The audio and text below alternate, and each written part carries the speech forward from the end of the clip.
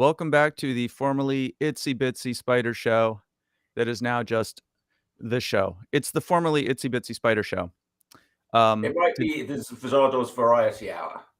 It might be the Zardos Variety Hour. That is true. So we have a guest today. I'm just going to tell you guys a little bit about him before we let him out of the virtual green room. Our guest is Joe Medina. And Joe Medina has put out 2 albums under the moniker Merch, which have gotten some critical acclaim. He's toured the U.S. and parts of Australia. He's made a few music videos. He's done a one-man spoken word show. He's petited a chalama. He's a pretty good cook. And I'm currently working on him, I'm not working on him. I'm working with him on a new album. So without further ado, we're going to let him in. Oh, now it's going to happen. Now you can like drag him, make him big like that, and he's big. I find this way is good, like that. Oh, okay. Hi, Joe. Hey, Joe. Hey, everyone. Nice to meet you. You as well. Yeah, you guys I backed your Kickstarter way back when, like some years ago now. I don't know how long ago it was. You did a Kickstarter. I did. To raise funds to go and conduct an orchestra in, where was it? It was in Prague. In Prague, yes. I thought so. I was going to say Prague, yes. And I know Prague. I went to Prague. My sister taught English there for a while. I met her husband, who was, he was from the Bay Area. And so that was kind of a funny coincidence. And yeah. So there we go. That's all. I spent about a week in Prague, staying at a sort of student-teacher hostel place. Nice. Where'd you stay? What area? It was called it was in the south part of the city. It was called the Hotel Doom. Cool. Sounds very ominous. Yeah, that sounds all right. That was like in 1994, maybe. Did anything dark and ominous happen at the Hotel Doom? No. It was quite a jolly place, really. What was in the basement? I didn't go to the basement. Wasn't there long enough. I just all I know is that like they were all student teachers. My sister was like one of these teaching English as a foreign language people, and she met her husband. He was from the Bay Area. His story is that there was some English guy there who really fancied my sister, but being a typical English guy, he couldn't get up the nerve to talk to her. So Mike, my now brother-in-law, said, "Well, don't be such a pussy. I'll go talk to her." Oh man! And he took her out. He took her out on a date, and one thing led to another, and now they've been married for 25 years. Bad idea. So what is that exactly? Not to make when you already made the generalization, but what is that with English gentlemen that are afraid to go up and talk to girls? I don't really know. I don't know. I don't have a problem. I don't know. I mean, fortunately, I had a sister who had lots of friends who were all about a year younger than me, so. I would meet a lot of girls. So I didn't have a lot of that problem much myself, but I do think, there's a lot of guys. I mean, it's probably true here that like some guy, find it very difficult to go out and talk to a stranger. I don't have that problem. I don't know, but maybe that's why I like it here. I sort of like that strangers talk to each other more frequently, especially in especially in the Bay Area, right? Yeah, especially in the Bay Area. But even when I first came here, and I was sort of on the East Coast, and I was sort of went to places like Atlanta and Memphis and New Orleans. I thought people were quite friendly. Yeah, I've noticed that. Sounds like we have a dog co-host in the background too. Yeah, there's our other co-host. Yeah, I have noticed that. Like in San Francisco, sometimes I'll leave, I'll go somewhere else. I start talking to some stranger on the street, just like I do in San Francisco. And every once in a while, I get the feeling that I've caught this person off guard. And then they're like, is this guy a little bit off, or are they just friendly? Because I'm not really used to that around here. Yeah, I have noticed that a few times. Like in Detroit, like if you're walking around Detroit, sometimes you try to like just talk to somebody. Sometimes there's a moment of, I do that myself, depending on what the stranger's approach is. Well, okay. I was going to say, I thought. Oh, yeah, you got to finish your thought. Yeah. Well, I suss people up, I suss them up for sketch. You know what I mean? Like there's a whole bunch of criteria for sketch.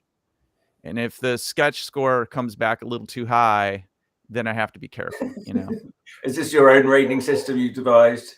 Yeah, like sketch is about like stuff like, their gait, Do they look like they're drunk or on drugs? Yeah. You know, what their clothes look like, what their eyes look like, you know, what type of music they're playing. There's all kinds of factors that go into my sketch rating. But that's generally what I'm looking for. Where do I rate on the sketch rating? I want to know this.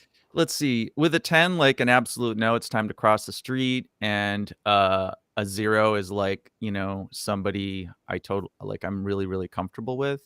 You're probably like a 5. That's an acceptable amount of sketch to like have a conversation with you, you know? Yeah, that's enough to arouse curiosity. Yeah, I want a little danger in there, you know? Yeah. Yeah. And then, you know, sketch keeps getting evaluated, you know? It might change. The rating might change if, you know, the first 30 seconds of conversation. Oh, before we get too far away from it, thank you, Chuck, for contributing to the Kickstarter. Really appreciate that. Oh yeah, no, I was happy to do it. You know, I like to support anyone I know who's doing a Kickstarter. You still want your stuff. Did you get your stuff, Chuck? That's a good question. I can't remember what I backed it for at this point. I backed it for something. I don't remember. I was getting updates. Oh, I will go back into archives. My Kickstarter is gonna last 10 years. Hopefully long enough for people to not remember I was supposed to send them something. You know, it's gonna be a long-term memory Chris Porro Kickstarter. It depends if you want to do more Kickstarters. I mean, no, that's yeah. If you do one Kickstarter and people don't get their stuff, do you get like 3 stars on Kickstarter? I certainly didn't get any physical record, that's for sure. I don't know. Did you send me I don't even remember getting a link, but okay. All right. That's a long time ago. I can't remember. Well, we can fix that. Maybe I was enjoying following your progress. I definitely like it gives, as you know, because you did one too for the book, right? Yeah, I've done a few, but little ones, not as ambitious as yours. Yours was very big and ambitious. How much were you trying to raise? Did you raise? I think I raised like a little over $6,000 in 30 days. Okay. Yeah, but the album ended up costing, I think, closer to like somewhere around $40,000, I think. So, yeah. Wow. Yeah. Yeah. I'm still. Yeah. Yeah. You wanted to conduct an orchestra. Yeah. So the way that do you want to tell you the story about how that all worked? Or? Yeah. Let's have the whole story. Yeah. Okay, sure. So the way that worked is I did this album before it with Chris called "This Betrayal Will Be Our End," and it did pretty well critically, and it boosted my confidence a little bit. And I don't remember who I was with, but I was in a room with somebody, and we were smoking weed or whatever, and they were like, "What are you going to do for the next one?" And I'm like, "I want an orchestra." That's great. Yeah. And that's one of the great ideas you have when you're having a smoke. Right. Yeah. Because you don't think about the practicality of it or the non-practicality of it. And and so I had the idea, and I started asking around to see if that would even be plausible. And I think I hit up the San Francisco Symphony first, and that was it was way out of budget. Do you remember how much it was? You can't live for one. No, I don't. Let alone the symphony. I don't remember how much it was, but I feel like it was brushing up against 6 figures.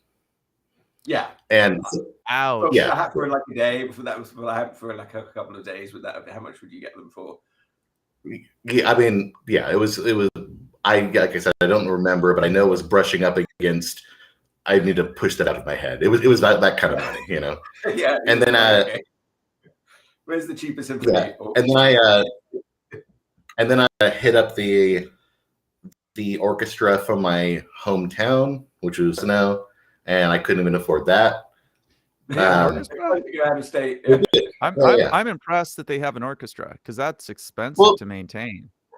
Well, sure, but I mean, most like mid-size cities have at least like the whatever Philharmonic or smaller things, and whatever they do, like the Nutcracker on Christmas and things like that, right? I'm impressed, man. And from there, I'm as much of a film buff as I am a music person, and I kept seeing the same orchestras listed at the end of like a lot of smaller independent films that I liked, and so I kept seeing the Prague Philharmonic Orchestra.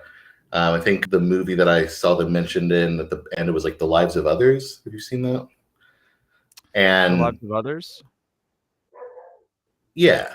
I don't think I have. But they've done everything from smaller independent films to I think that they worked on The Hateful Eight, maybe. I know they did some Quentin Tarantino stuff and some Ridley Scott things and so like bigger productions too. And so I wasn't very hopeful as far as being able to afford that, but I hit them up, and the head of the orchestra, who's actually become a really solid friend, got back to me, and it was like surprisingly affordable. Did you have any coupons? Did not have Tuesday special or anything?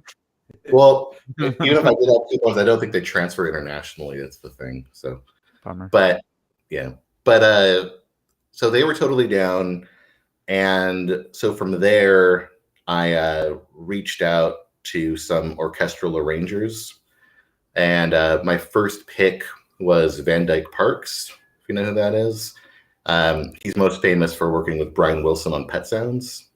Oh wow!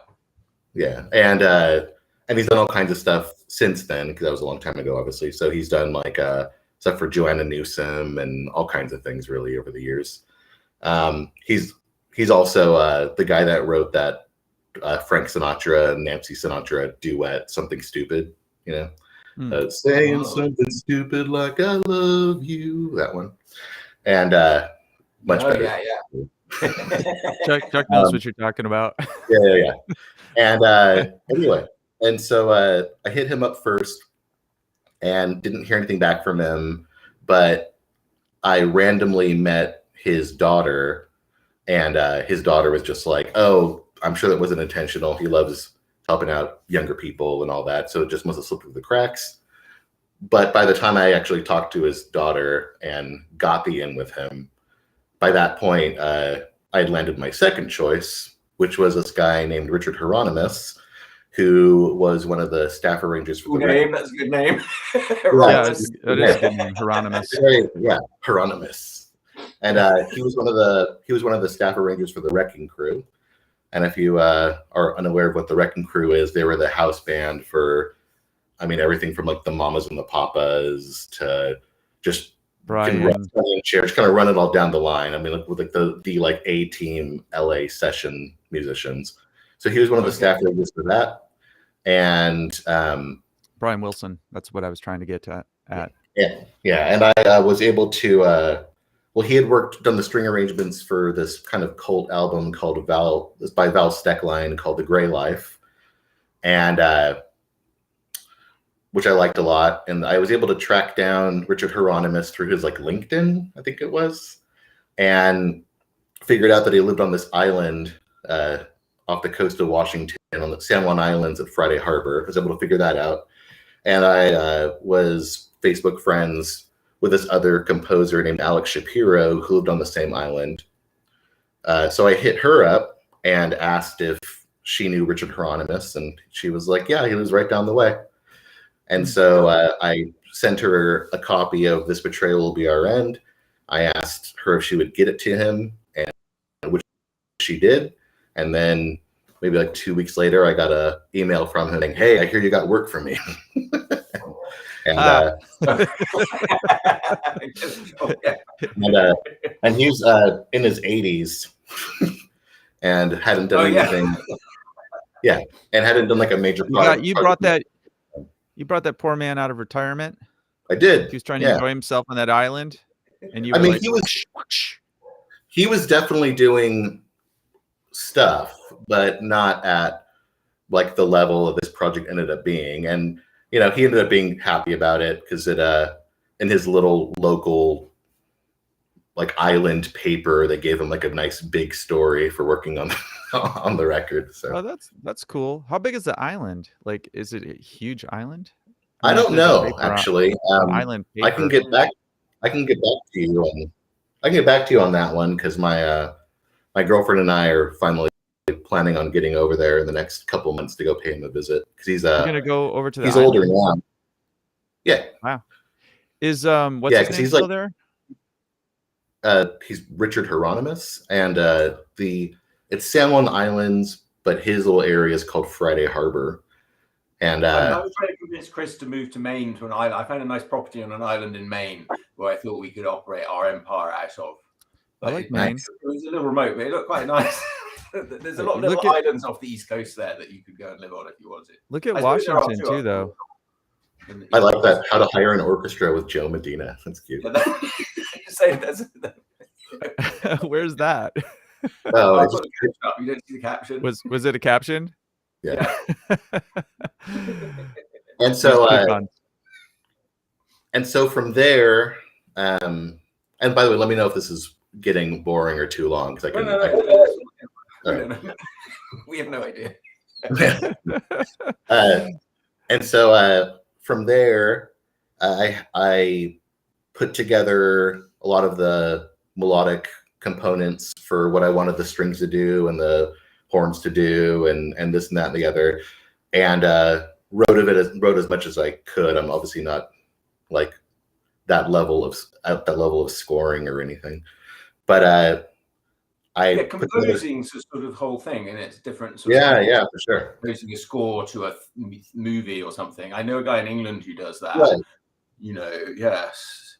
And being able to separate it into all those parts too, right? So it was like it ended up being a 30-something piece orchestra. So so you gave him kind of the chord progression and the melody. Well, not just the melody of the song, but like what I wanted different parts to be doing. And the way I did that is I would write down what I could, and if it was beyond what I could like communicate through writing, then I would just write down, no, this is what I want the feel of things to go, and here's the basic of the melody for this part. Or I'd put it down on piano. I'm a terrible piano player, but I can communicate a little bit on it. Or I'd put it down on guitar, or in a lot of cases, and poor Richard for having to deal with this, but he took it in stride. I would just make vocal sounds on like voice memos. What do you think? You're Michael Jackson? Yeah, nothing even that cool. No, like, yeah, nothing like that. Just so Chuck knows this, and probably other people. So Michael Jackson, there's a story that came out. It's probably been out before, but Michael Jackson would go into the studio and lay down the different tracks with his voice. So he'd go down and, if it was a bass track, he'd do with his voice, and he'd do that with the drum track. And then when the session guys came in, or these world-class players, they would mostly use, according to what I read, his vocal track guides. So that's what that reference is. Well, So I Joe suppose that's like making a little thumbnail sketch or something. I mean, that seems acceptable to me. And it works. I'll get a very rough drawing from a writer when I'm working on a brief art brief. Sometimes the writer will do a very crude sketch, but you don't go, like, he doesn't know what he's doing. I mean, he's like, okay, thank you, give me some idea of what I should be doing. Right. So we took that, and then he put it all together, and from there, he would show me what he had, and then we would fine tune it, or I'd be like, oh, I want this to do more of this, or I want this to do more of that. The scary thing, though, is that he would like demonstrate for me what it was all going to do, but it's not like he sent me like computer generated like MIDI versions of what this was all going to sound like. So I didn't actually hear full on like this is what it sounds like until the orchestra was actually playing in front of me. Okay, right, so then you, like, at some point you're ready to go, and you fly out to Prague, Right. and then and so how many days are you there? I was in Prague for a couple weeks, and then as far as all the all the orchestral like recording stuff, that all got done in one day. Okay, yes, it's one day's work with the orchestra. Yes. Yeah, I mean it was a long day, but it was just one day. And have they seen the music beforehand? Have they had a chance to practice with the music at all? I think they did one or two rehearsals.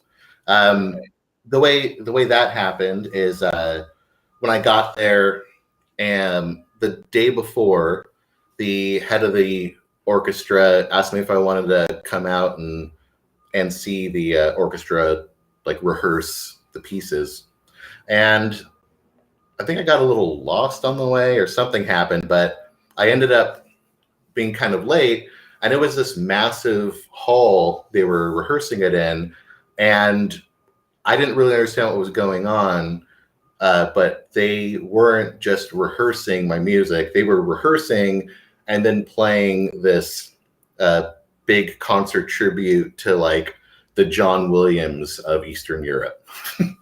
John Williams, and Chris can help out with this one, is like an American film composer. Oh yeah, John. Okay, John Williams, very famous, he's done a lot of it. He's probably the most famous film scorer. Yes, and then, yeah. So, they probably know him, right? Okay, good. Yeah, good. And so what ended up happening is they ended up seating me above the orchestra just by myself, and I still didn't know that this was like some big thing. But then all of these people in like tuxes and gowns and all that are all filing in, and it's this like televised event. Oh, wow. And all of these camera bulbs going off and the whole thing. And the composer came too, and the daughter of the composer is like some big actress / model that's known out there.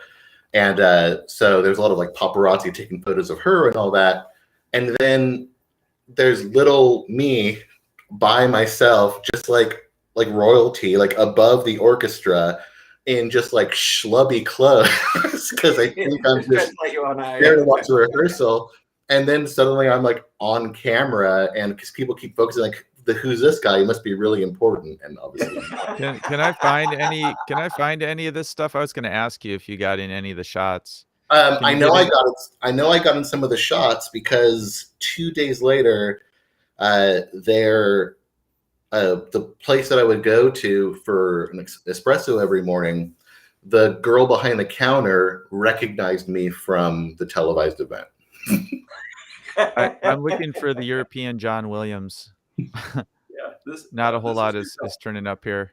So some of my books sell in Eastern Europe. I have books in Poland and Ukraine. They were published, so it's nice. I get nice reviews over there. I like the people. Eastern European people are generous with their affection. Nice. What? Really? They're huggy? Is that what you're saying? They're very huggy?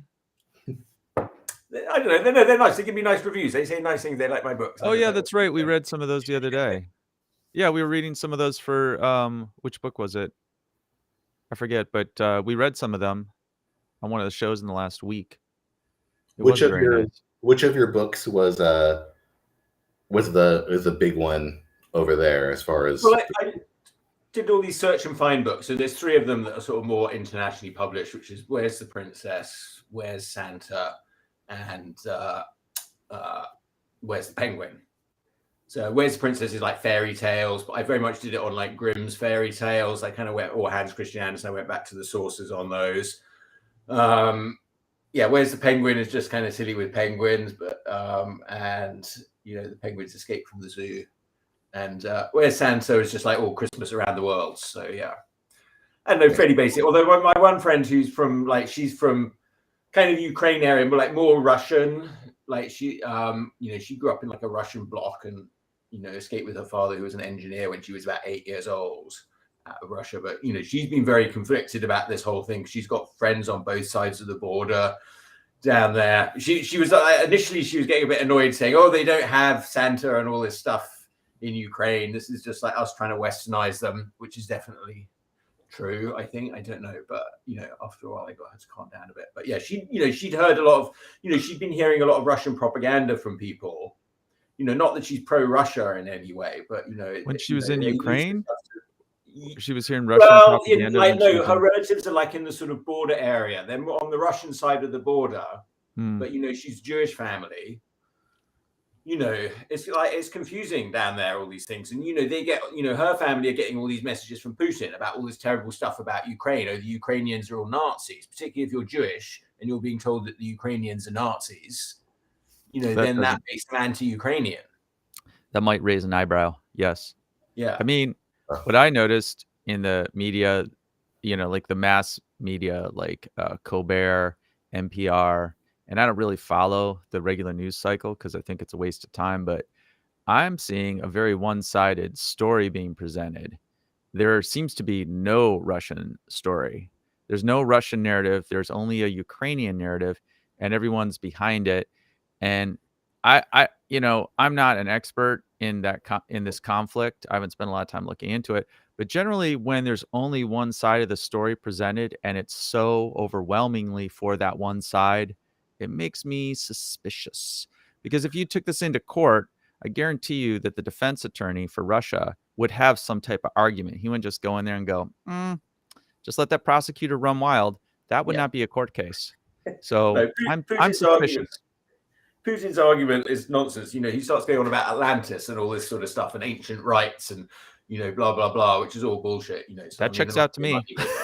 But there was a National Cartoonist Society sort of online meetup yesterday. And, I was in a little breakout room with this guy, Daryl Cagle, who's quite well known. He's he's a very good cartoonist himself, political cartoons, and he runs a site where he sort of curates and presents best political cartoons from around the world. He said the newspapers are not running any Ukraine cartoons, really. The editors are not running them in the same way that they stopped running Trump cartoons. The papers are not very bold anymore about. Where is this? Yeah, they're afraid to make. The newspapers are just very afraid to make any sort of statements on anything right now. Wait, in the U.S. or in the U.S.? Well, it seems like they're only afraid. They're not afraid to make pro-Ukrainian statements, but Joe, well, he was saying, I don't know, I'm not really following, but he was saying they're not running Ukrainian cartoons, generally speaking. So, Joe, I believe your next album is Ukrainian-Russia conflict focused. Is that true? That is not true. Okay. Yeah, so we got digressed there. We cleared that up. Prague's a bit different. Prague's more Central Europe. Maybe it was one of the first places to come. Yeah, so I was there in the 90s, and it was, it was already well on its way to sort of recovering from communism, I suppose, if you want to put it that way. People were quite happy. The economy was doing well. It was opened up. It was a beautiful country. Prague is so beautiful. It never got bombed in World War II. One of the few cities that didn't get bombed. So it's like sort of completely intact and very beautiful. That's nice. Yeah, I didn't know that. After the session was done, and I actually have a funny story about after the session. But after the session was done, the head of the orchestra, we went on a long night walk through Prague and took you through a lot of the history and everything pre and post and all that. And it was probably one of the best evenings of my life that I remember, just getting to hear all that. It was really interesting. Wow. But you were asking about the orchestra, like being prepared ahead of time. One thing that happened is that even though the orchestra worked on the music, I think the conductor that they brought in was maybe singing it for the first time, because I didn't see him at the rehearsals.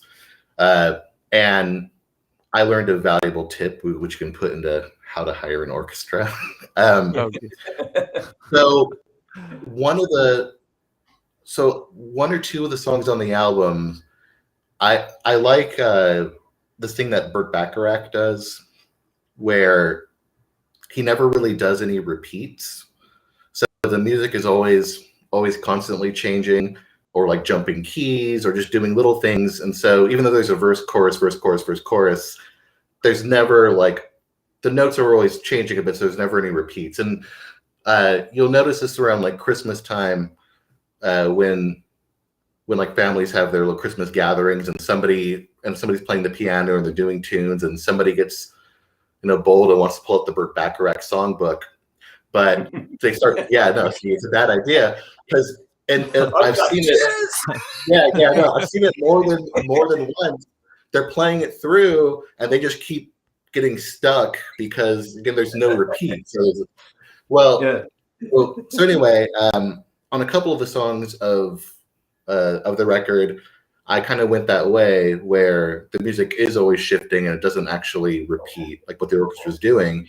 But the problem with this is when all the music got printed for all the musicians and for the conductor, it was printed like folded over, where because there were no repeats, it really should have just been able to be fanned out. And so when we were playing it for the first time, the conductor was just like going through the pages, like almost ripping it up because the music was constantly shifting. And he, for the first, I want to say hour and a half of the session, I mean, he hated me. He hated me for that. And I didn't know any better. He was like, and then they actually had to find. Go ahead. It's like rock and roll is supposed to be like A, B. This is supposed to be popular music. A, B, bridge, A, B. Right. Well, which it pretty much was, but even in the A, B, the music was still moving differently than the A before, you know. Yeah, so this is something that's more you see a lot more in classical music, where classical music will take like a motif, and they'll never repeat it verbatim. It might come back at a slower tempo, a faster tempo, pizzicato, more allegro, like lots of things can happen. It might go up a half a step. And, you know, that's kind of one of my big production takeaways from classical music, that they never do these verbatim repeats, whereas pop songs do something a lot closer to a verbatim. Right. And my deal was like, I don't know when I'm ever going to get to have an orchestra again, so I'm going to work them. Right. But I'm just sharing a little meme I saw this morning. Did you get a price per job where you're like, you guys aren't hourly, you're per job, so I'm going to grind you into dust? That's funny. For 3 days? No, who is this? It says, want to draw spellcasters, try conductors as references. That's pretty good. Joe, when you're drawing your Harry Potter wizards, you need to look at conductors. Which one? And then that reminded me of the whole thing about Alan Moore about art and magic, which he talks about on the show, where like Alan Moore talks about how art and magic literally are the same thing. You know, which one of these composers most closely resembles your conductor? I would say C. C, A, B, C. The old guy that's like falling backwards. I mean, he wasn't old. The conductor wasn't old. His name's Adam, by the way. Adam wasn't old, but that's the closest to his movements probably. And what's funny too is while I was in Detroit for a little bit, and I was staying with this guy who was studying to become a conductor, and now he is a conductor.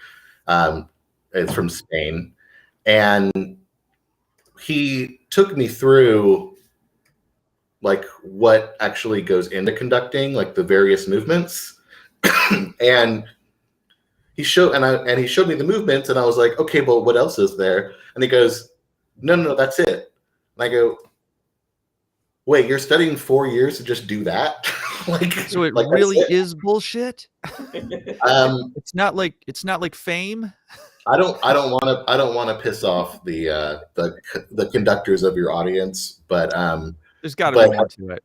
But many conductors. Because when I was watching that program Fame in the 80s, which is very realistic, there was that student. But yeah, there are just a few like specific movements to it, and I do think that based on what my friend who was going to school for 4 years to be a conductor, I think the rest of that is just flair. Could I conduct with a toothbrush if I wanted? I think you could. What do you think this would do to the first chair violin?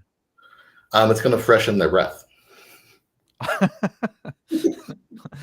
think we've learned a lot.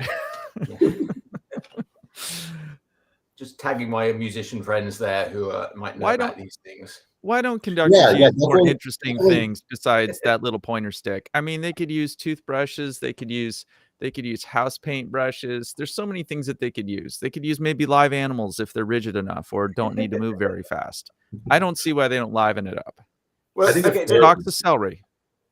there used to be this great show on the BBC for a while called Faking It, where they'd take an ordinary person and they would do a different job for a month, and then they had to see if they could convince experts if they actually could do it. And one of the first ones they did, they got a punk rocker who didn't really know anything about like scoring music, and they got him to be a conductor for a month. And at the end of the month, he conducted a big orchestra, and he convinced everybody that he was a real conductor. And it's a very interesting show because you're only learning to like fake it, right? So you're only learning just the sort of surface of it. He's specifically doing one specific piece and learning how to do one piece in a specific way, so you can fake it. But the thing about this show is it totally transformed the lives of the people who were on it. They all were like, "Oh, I want to do this now," and they really wanted to sort of change their lives. And it just showed you how quickly you really can sort of not master something, but become like competent at it. So these people got off the show being like professional con artists? Is that what you're saying? They changed the trajectory of their life? No, they weren't con artists. They were nice, ordinary people. But it's just like, the thing Until is the like, show. it's hard to sort of see what your options are in life. And like, actually, really, if you set your mind to it, in just a month, you can become quite good at something. Joe, are you really a musician? I mean, I think I've put in more than a month. Yeah. Joe, were you ever on this show Faking It? We need to go to some archival footage. I'm trying to think of what I would enjoy learning how to at least seem competent in 30 days. Did they ever have a drummer? There was a woman, she cleaned toilets on cruise liners, and then they told her to captain a yacht in a yacht race. It's just all sort of stuff like that. I'm trying to remember some of the others. I can't really remember them all. Oh, how about a therapist? I think I could do that, right? Even without the show training. I think I'd like to look like I knew how to pilot a spacecraft. I think you just have to like hit buttons with a lot of confidence and then use the jargon with like, you could probably watch a few NASA launches, Vector 3, that's a 10-20 or something like that. Then I think you just have to do things with confidence. Yeah. And then can you look like you're under like 8 G's of force? Can you fake that? See, you got it, man. You're already there. So that was pretty good. I think you'll remember this story, Chris. But after the session was all finished. By the way, once we got like the printing stuff done, and once we got through like the first song, everything went really smooth, and it was a really transformative experience, like getting all of that orchestra sound coming at you and being. Yeah, that's amazing. I don't know if a lot of people have experienced that, just to be like close to an orchestra. It's an amazing sound. It's incredible. Yeah, and it's it's one thing to lay your song down for the first time and hear it coming back at you, or hear yourself on the radio or whatever. But like hearing that many people playing your stuff is just like it's incredible. It's mind blowing. Yeah. Oh wow. Yeah, that must be really awesome. Yeah. I'm trying to see what just got. What's the IMDb? That's the Faking It show. Yeah. And then that's the Faking It show. I put up Joe's his album link to This Betrayal Will Be Our End. That's at Sassafras Records. Is that where people should go? Yeah, that's fine. Yeah, that's fine because it's not on Spotify or any of the other streaming apps. Because I ended up waiting on that. Why not? Did Spotify censor you? No. What I ended up doing, well, you'll probably remember this story, Chris. When we put together the cover art for that particular album, well, there was this artist in Brooklyn that I was hiring to do the cover art. And once she heard the record, she was like, "Oh, this might actually do something. I should hit him up for even more money." And Damn. which I couldn't swing at the time. You should have sent her something like, you know, like an early demo or something like that. Yeah. And right. And then I ended up with a few other people. We ended up kind of combing Creative Commons to pick an album cover for that album. And we decided on this image of this like woman floating in water, and everybody. I wanted to like just show the image. Is that cool if Yeah, we show the image? Yeah. Yeah. So what do? I just hit share screen, and then I'll there's the share screen, and then you pick which window you want to share. You can there's whole, you can share the whole window, or you can share a tab. Like there's there's sort of three options when you ask to share it. It says entire screen, window, or Chrome tab. Let's see. I am gonna do. I guess I'll do entire screen. So let's see how big I can get this. You guys see that? There you go. Oh yeah, I just turned it off. Sorry. Yeah. Okay. Cool. Yeah. So right. So this cover. Right. Yeah. And so we had lots of people go through Creative Commons, and we picked that one, and then we had lots of people go through stuff and see if it was being used anywhere, like big, and nobody found anything. And so we're like, great, well, we have the cover. And the album came out.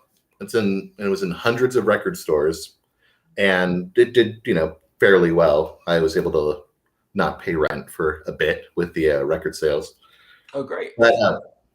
But one little problem was that Bill Evans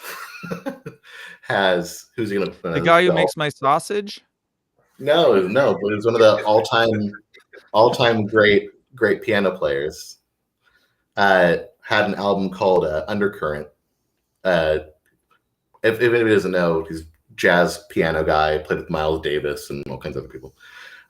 One of the greats. Anyway, he had an album called Undercurrent that used the same image, and it didn't really matter because at the time it was fairly obscure, but some label did a reissue of the vinyl. And so then multiple record stores kept sending me images of the merch record and the Bill Evans record side by side. It's a really strong image, so I could see how somebody would remember that this is also on another album cover. Right. Well, but also because it got reissued while This Betrayal Will Be Our End is out. So then it was in tons of stores, the Bill Evans album. And it was pretty embarrassing. And so... Wow. Did your album ever get reviewed as a great departure for Bill Evans? Like Bill Evans has really departed from his traditional... No, but the album... So I've held off until the 10th year anniversary of the album, which is I think it's going to be like this year or next year, for me to go ahead and put it out all the streaming apps and do a reissue of it. So that way I can do a new cover, and then that can be kind of the cover until the end of time. So you didn't go to streaming because did I get this whole thread, or am I missing parts of it? Well, you didn't go to streaming because of the cover art being used on this Bill Evans.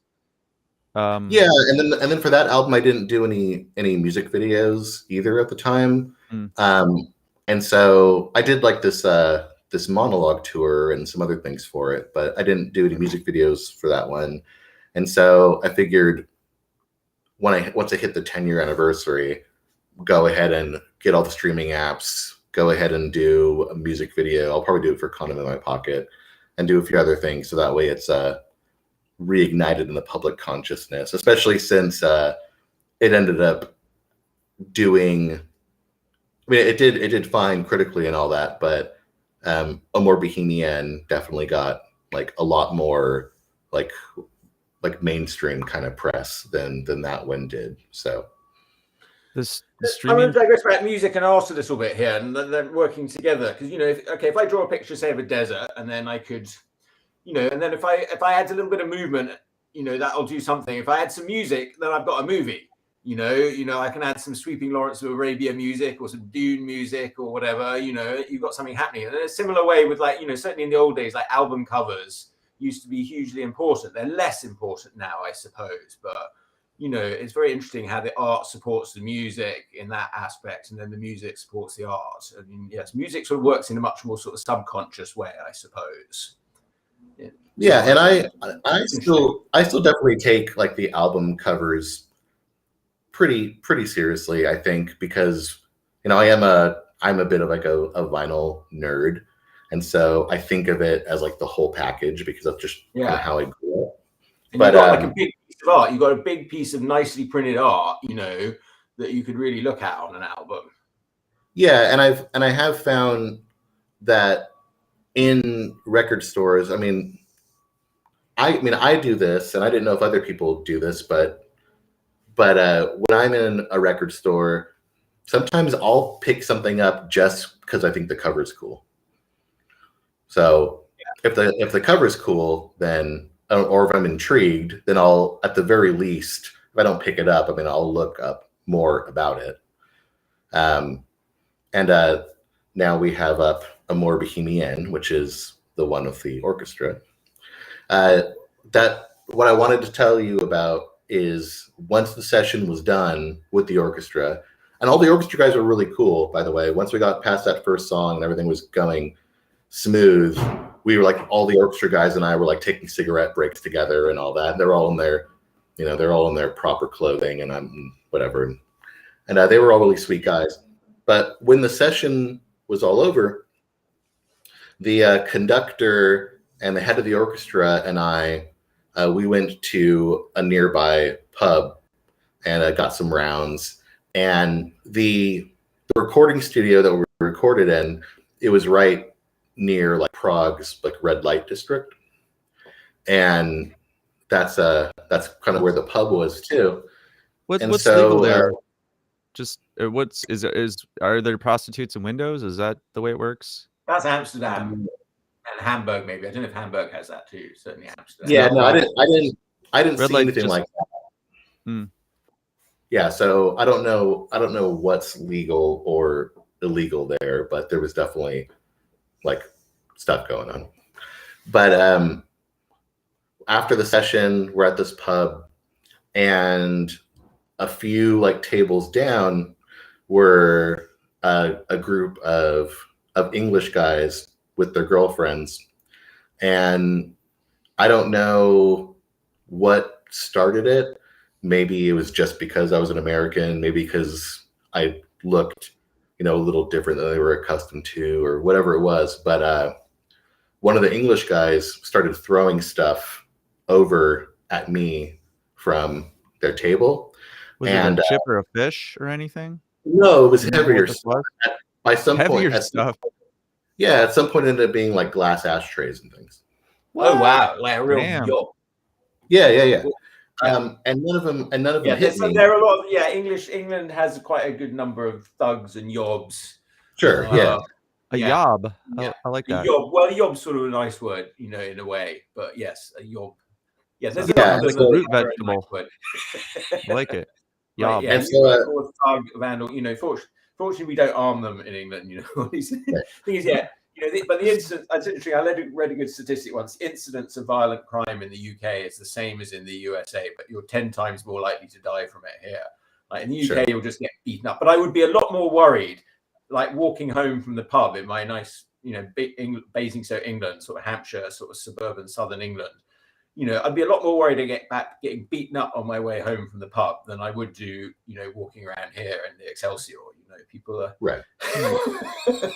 So it's kind of interesting how it works. Yeah. So that's what's about to happen to Joe, I guess. Yeah. So they're lobbing stuff, and it was clear that it was intentionally directed at me, and eventually, and I'm thinking like, okay, do I get up? Like, what do I do? Well, the head of the orchestra, he gets up and he walks over there and he grabs my shirt and he's like, don't you fucking stop doing it. He's like, you better stop it right now. Don't you fucking do that. He's like, this is a very important composer and you're not going to fuck this up. Oh, yeah, nice. and then he breaks his conducting hand. Well, no, it wasn't the His conductor. with his elbow. Yeah, I love this guy. He's great. That's really and so, yeah. And so then there's like an orchestra, but also a security detail is what I'm getting. Right. Yeah. So they make tough orchestras in Prague. They take on English. That's how it goes down over there. Yeah. And so then after that, Prague Militia and Orchestra. Yeah.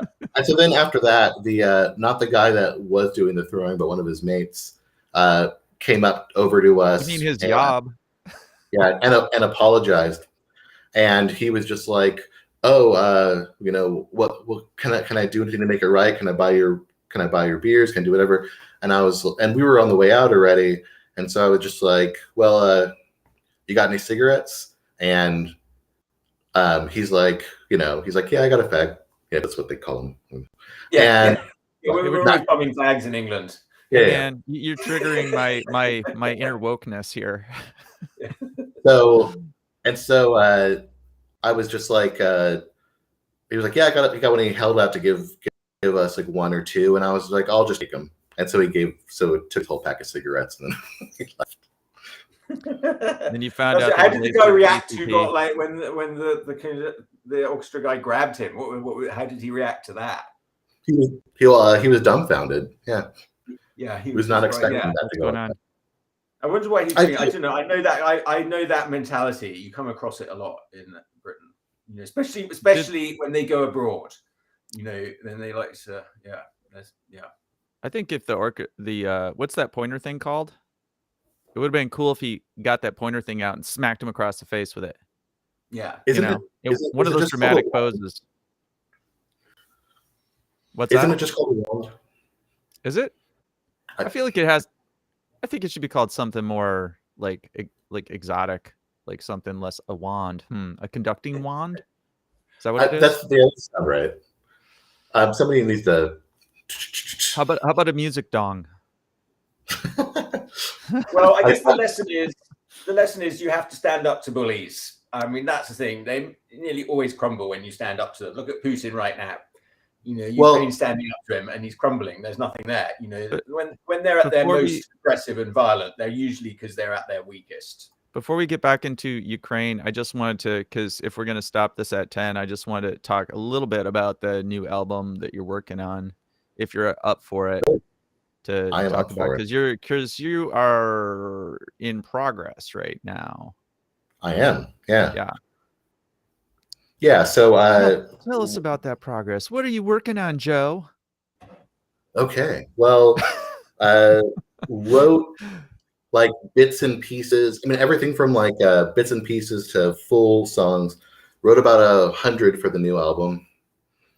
And then I sent Chris an absurd amount of files of like little bits and pieces of things. That's what's up on Drive, right? Is that what's up on Drive? Yeah. And then from there, cut that down to, I want to say about 50 that I felt like were worth exploring more and kind of like fit sort of the theme of things that I was going for. And then sorry? Which is Yam attacks in Prague. Is that what it's called? Yam? Is that what you said, Chuck? What? What are those? Yeah, what's the nice word for thug again? Yam? Yobs. Yob. Yobs. It's a Yob themed album, I believe. No, this is kind of, I guess, for lack of a better like overarching theme to put it under. I guess if I was going to do an umbrella for it, this is kind of like the seedy underbelly LA album. And I just wanted to kind of like back up so this made sense. Like, why do I have 100 of these things? Because I will be co-producing it with you, I think. And I think Chuck knows this, but probably nobody else knows this. But I mixed, I think, all of your albums, and I co-produced the last one. We actually have a long history going back to, like, we were in a band at one point together. Okay. I don't know how. I think you know this, Chuck, but it's kind of confusing, like, as to why Joe is sending me this stuff. Oh yeah. I don't know. Is that confusing? It wasn't confusing to me. I just assumed that. I think you know the backstory. Stuff to like each other, or you might be working together. Yeah. So I don't know. Yeah, or you want somebody to look over what you did.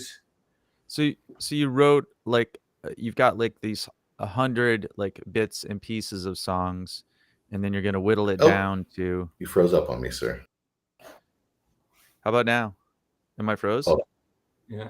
You're going for me. Yeah, you're breaking up a bit, Joe. I don't know. It might be more on your end. I don't know.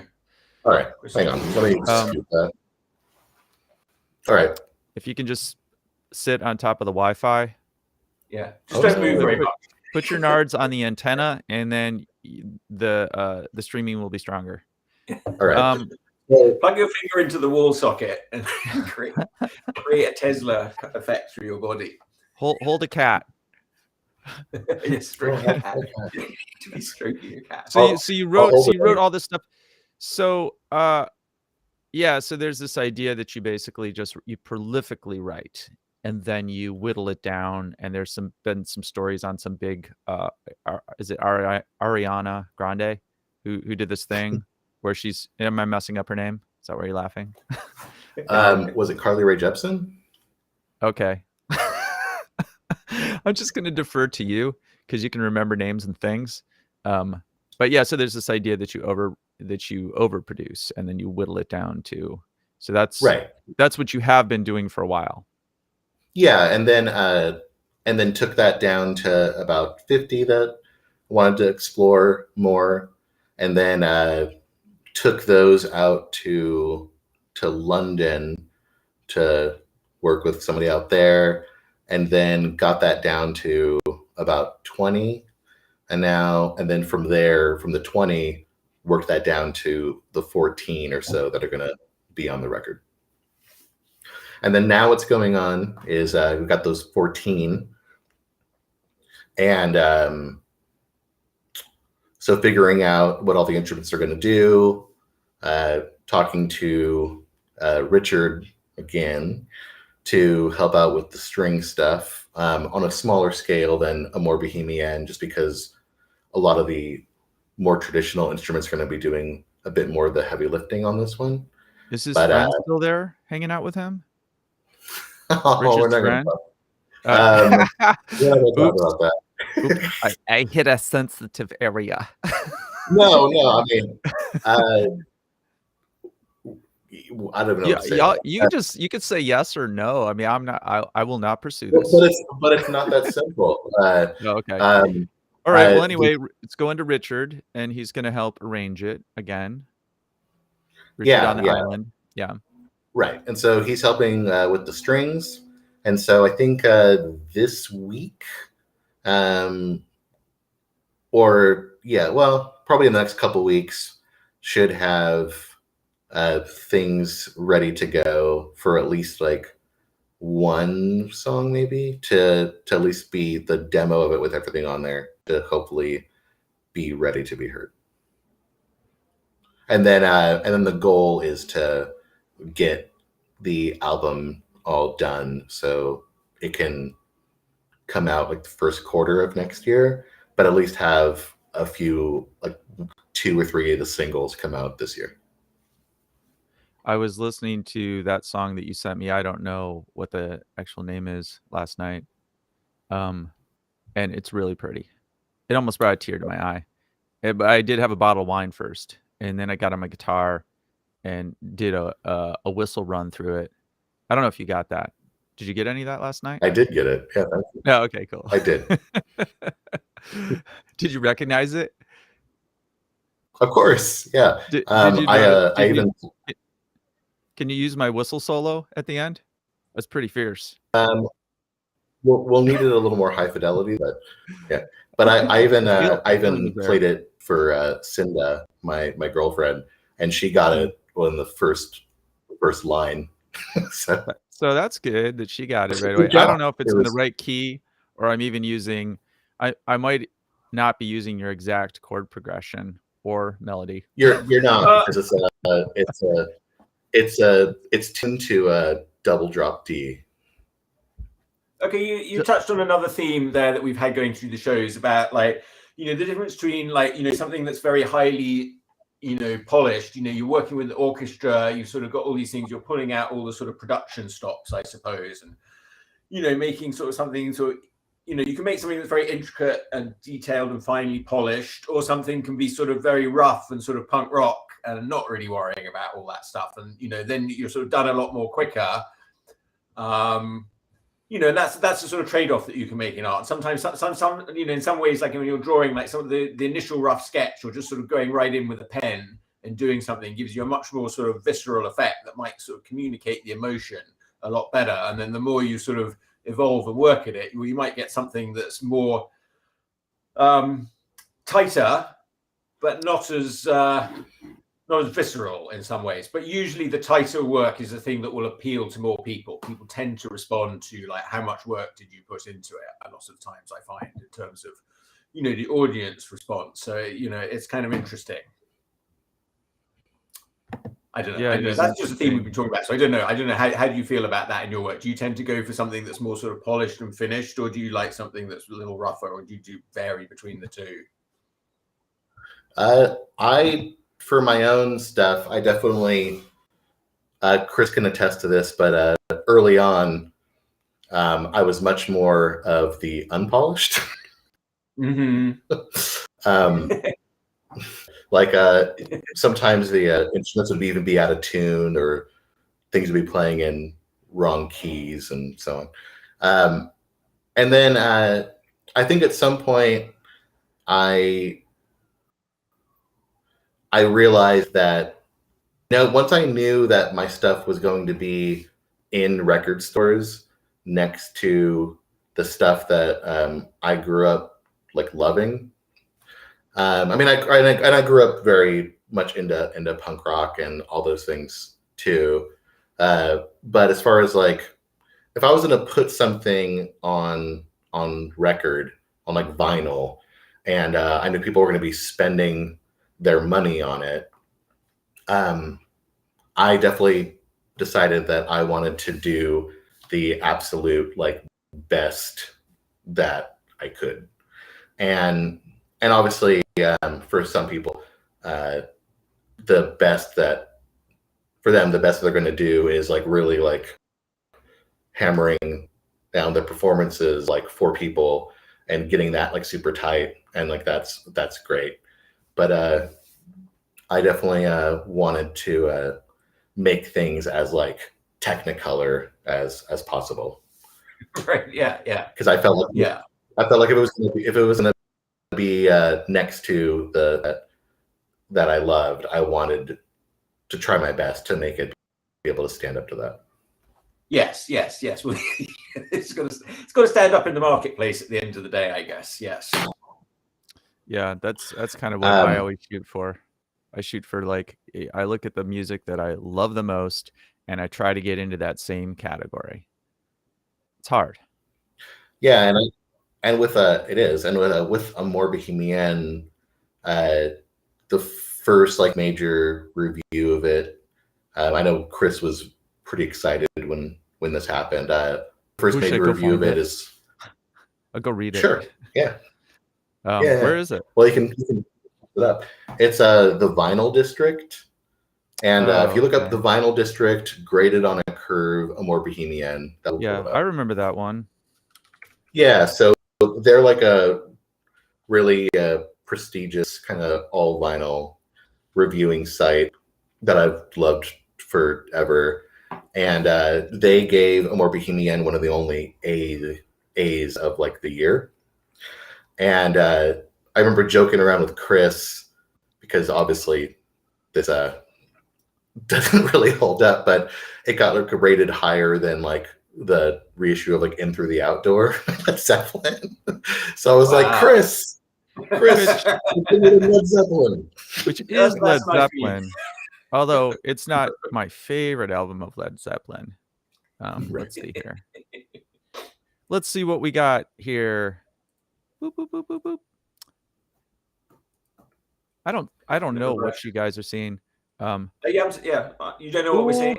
You got an A-. I don't know. Can you guys read any of this? Yeah, probably. Well, it's a little small. Yeah, I mean, because also probably people are seeing it in their Facebook feed or whatever. It says you don't seem creatively spent, Joe. Well, that's good. Yeah, that's good to know because you're making a second album. If it did say you were creatively spent, would you? Were you gonna hang it up? Well, not if they. I mean, it also says that this bodes well for future merch developments. No. That's a very nice review. And it says, but anyone interested in the possibilities of symphonic pop and classically minded songwriting shouldn't sleep on Amor Bohemian. I think that means you have to go to. I'm not going to read the whole thing. Just, it's a good review. Yeah, and I think it kind of ended up setting the precedent for all of the other reviews that happened, because all of them kind of followed suit. Aside from there was one from the LA Record, which was pretty funny because that was not so positive of a review, but at the very end they still just said things like that we need people like Joe Medina to be like kind of pushing the boundaries and to be able to like jump off that cliff and see where they can get to. And I think they ended the review with saying like merches Amor Bohemian like lands on a strange planet all its own. Something like that. Yeah. So even the bad, I know I'm always aiming to be on a strange planet of my own where nobody else has been before. You know, that's what drives me most, is trying to sort of, you know, go to the new place or find like exploring. You know, that's not.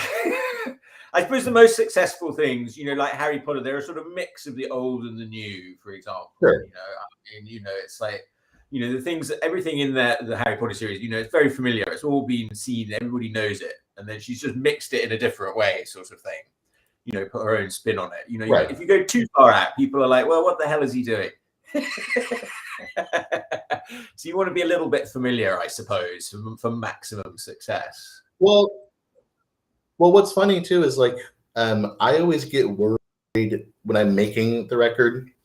I always get worried that my music is like too familiar or like too catchy or too accessible, because I end up yeah. So I like all of this like weird stuff.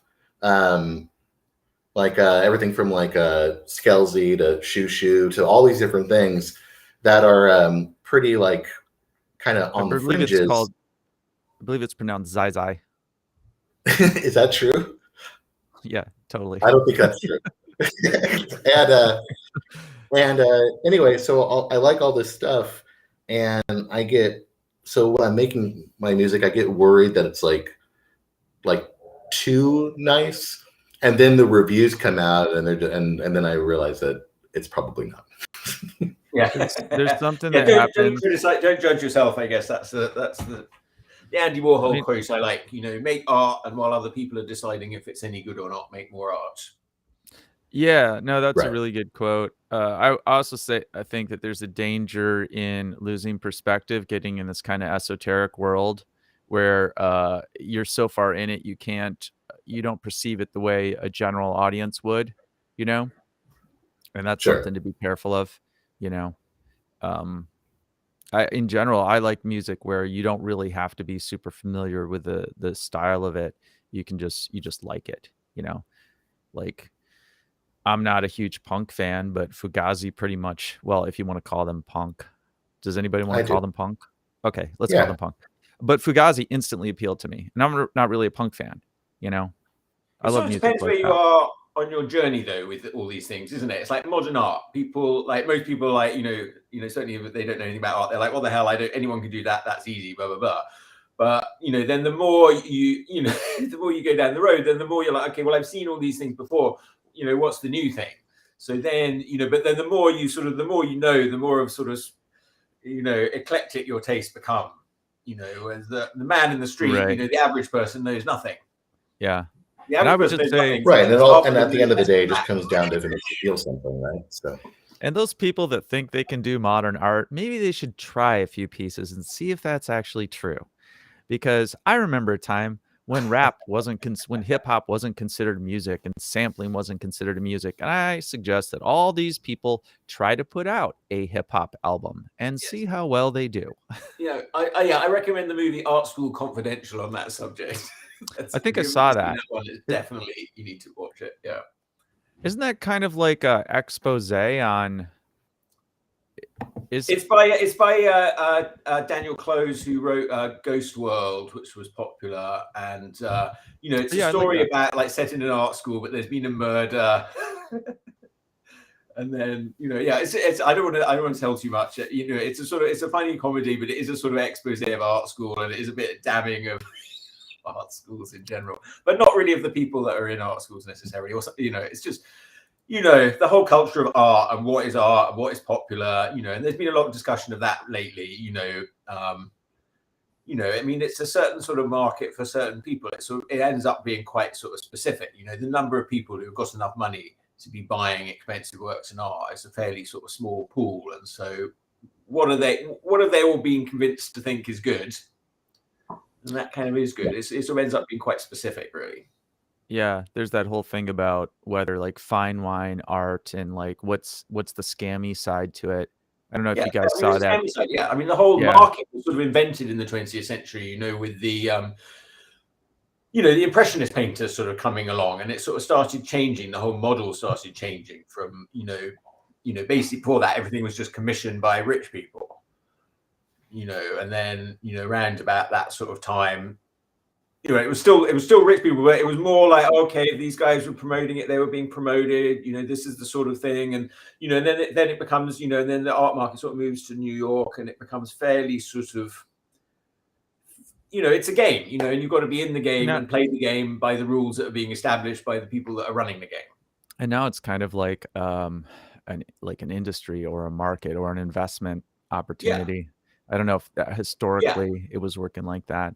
But let's see. Is there anything else we want to? Usually we try to like wrap at an hour. I'm trying to think if there's anything you want to, anything else you want to throw in there, Joe. I think we all know how to hire an orchestra now.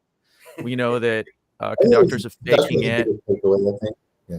We know we should look out for yams or yobs.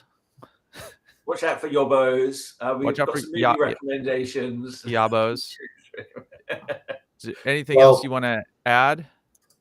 Well, I will say, even though we said about the English folks being eager to fight, I did just get back from 2 months in London, and I will say, to the credit of the English gentleman, my significant other gets hassled all the time in the U.S. because she's a very lovely gal, but nobody bothered her the entire time we were in London. So those are those English manners. I don't think Chuck believes you, but well, I was there, so I don't know. Yeah, Chuck. So probably there's definitely more reserve in Britain. We're raised to be more reserved. I put it down to show and tell. In the US schools, you're much earlier encouraged to stand up in front of the class and sort of present and say things. And in the UK, we're not really. It's not part of our education. But yeah, it was so wild. It was so wild to me though, because we would be like, we were in some tiny little pub in a village watching Six Nations rugby, and and they're but there'd be a table of like 8 guys that were very much like into the rugby and being super intense about it, and she would go off and grab me a beer, and like none of them even like did that or anything. It was just all very respectful, and it's because that was all very rugby. They may seem rowdy, but that's sort of nice kind of rowdy. They're a little more civilized. As long as they have a game on to distract them, it can be quite rowdy though. they'll be most rowdy, but probably least sort of breaking the law sort of rowdy. Whereas definitely like soccer hooligans are probably more generally dangerous. Although soccer's got very sort of more broadly popular. Sorry, I'm rambling a little bit now. Yeah, we're back on. Is soccer woke in England now? It became more sort of in the 90s, around about in the early 90s, after all the football hooligans of the 80s. It's sort of one thing before that. It wasn't like big money. It wasn't like American sports at all, like before that. But then, so around about in the 80s, it sort of got overtaken by skinheads and people who wanted to do violence, and they were using soccer matches as an excuse to sort of go around Europe and pick fights and do all this. And that was the peak of yob culture. That's when I was there. 80s attitudes in general were sort of there. There was still like a lot of same as here, like right wingers. There's no politics in Britain. It's not really any different from here. There were very strong like right wing Nazi rallies and stuff going on in the 80s. And but then in the 90s, it sort of started moving more to big business, and it got bought by Sky TV, which was Rupert Murdoch, and they started making it, really angling it more as a family thing. And then I noticed a lot more of my friends sort of starting to get into it. Yes, like so more, so rather than being more sort of like working class thing, it sort of becomes more sort of middle class or more family. They started really pushing that angle of it. And now I can't afford to go to the games. Yeah, and now now it costs a lot of money. Now the football players get paid a lot of money, or soccer players get paid a lot of money, which they weren't really so much in the 80s, even though they were. Now it's like Ted Lasso. Yeah, I haven't seen Ted Lasso, but probably. Ted Lasso is actually pretty good. Yeah, I give it a plug. It's not just a silly. It's not just a silly like I don't know, sitcom or whatever about. I used to like Eastbound and Down a lot. About baseball. That was yeah, so did I. The HBO one with the HBO one. Yeah, forget his name. Yes. He's on the Royal Gemstones too. Joe, who's that actor? Danny McBride, is it? Yeah, Danny McBride. Yeah. That was great. Yeah, I like that one a lot. That was good. All right. He's good. He's like an American yobbo, but he's not too bad. I don't know. He plays the yobbo, but I don't think he is a real yobbo. So, Joe, is there anything else you want to pitch or sell? Where can people give you money? You can get a more Bohemian in many record stores around the country, and you can get This Betrayal Will Be Our End or a more Bohemian off of the Bandcamp page. I don't know, man. I didn't really come here to promote anything. I just figured I'd throw it in there. The one thing that I was thinking about doing is playing some music, but it's too late at this point, I think.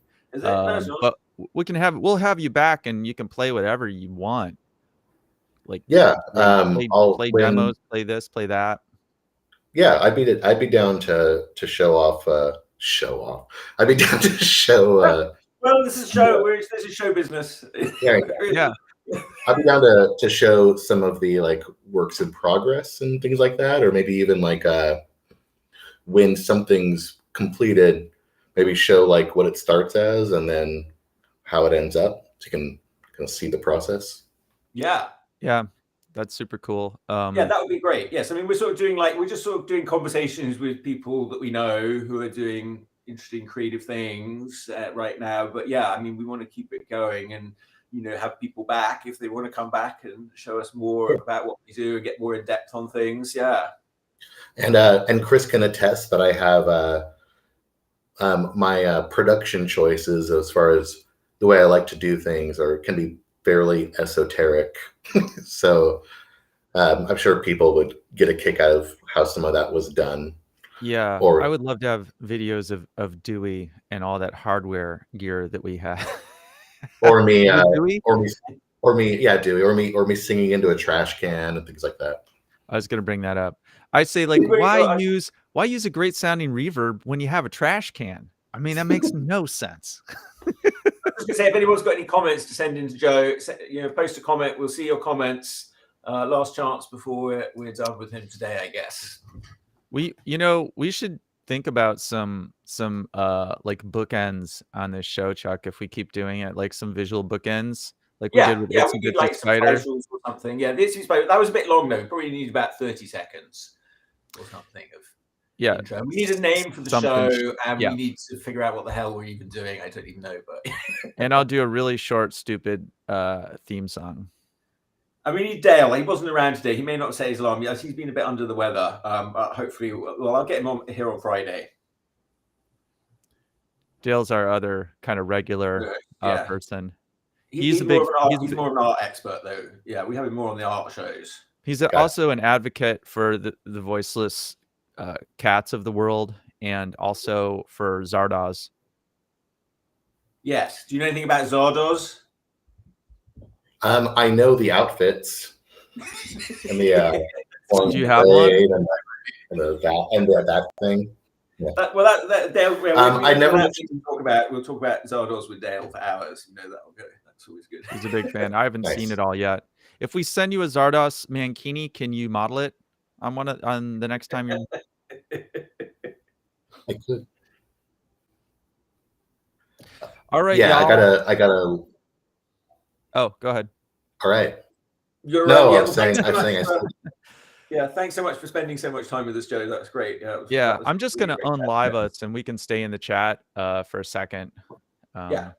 So I think I just hit end stream. Yeah, end stream. We say goodbye, everybody. Thanks for joining us. Goodbye, everybody, to the see you on the next formerly Itsy Bitsy Spider. On Friday. We'll be back on Friday with another show. We'll be doing Wednesdays and Fridays is our official schedule right now. Yeah, with our next officially unbooked guest, I think. Yes. Yeah, I'm still trying to get my friend Tom from England on to do a show on The Prisoner. But all right. Bye, everybody. Bye.